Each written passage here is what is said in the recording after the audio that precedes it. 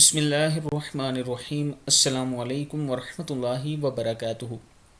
عابد راجہ channel کی طرف سے آج میں اپنے دوستوں کو رسول اللہ صلی اللہ علیہ وآلہ وسلم کا ایک فرمان سناؤں گا۔ اس سے پہلے میں اپنے دوستوں سے ایک ریکویسٹ کروں گا۔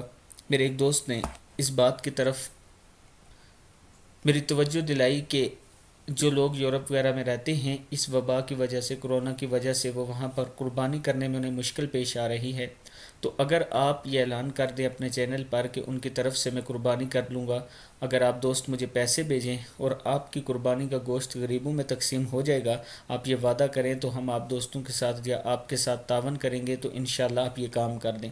تو وہ دوست جو قربانی کسی مجبوری کی وجہ سے خود نہیں کر سکتے لیکن پیسے ان کے پاس موجود ہیں، وہ کرنا چاہتے ہیں، یہ میرا واٹس اپ نمبر ہے، آپ مجھ سے رابطہ کر سکتے ہیں۔ انشاءاللہ جیسے اس سے پہلے مسجد اور 3 مساجد کے کام ہم نے کروائے، ایک کا لینٹر کی ویڈیو بھی میں نے آپ کو شیئر کی، چھت ڈال رہا تھا، جو ویڈیو بھی میں نے آپ کے ساتھ شیئر کر دی۔ اسی طرح بیوہ عورت کا گھر بن رہا ہے، 1-2 گھر دوسرے بھی ہیں جن کے کام چل رہے ہیں۔ یہ تمام کام آپ لوگوں کے تعاون کی وجہ سے ہے اور آپ لوگ مجھ پر اعتماد کرتے ہیں۔ اس معاملے میں بھی میں انشاءاللہ آپ کے اعتماد پر پورا اتروں گا۔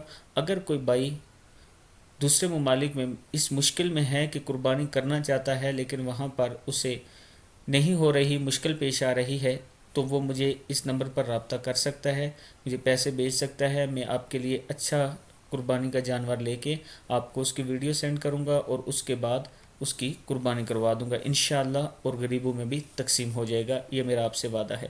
تو شروع کرتے ہیں۔ بسم اللہ الرحمن الرحیم۔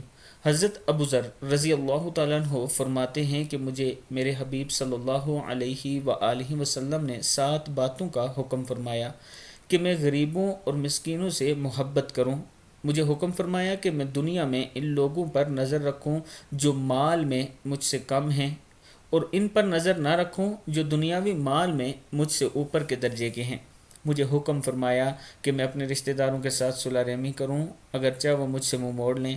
مجھے حکم فرمایا کہ میں کسی سے کوئی چیز نہ مانگوں۔ مجھے حکم فرمایا کہ میں حق بات کہوں اگرچہ وہ کڑوی ہو۔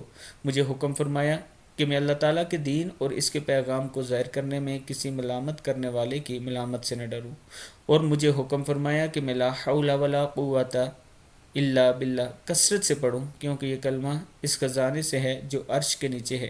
مسند احمد کی حدیث ہے۔ اللہ تعالیٰ ہم سب کو ان 7 باتوں پر عمل کرنے کی توفیق دے۔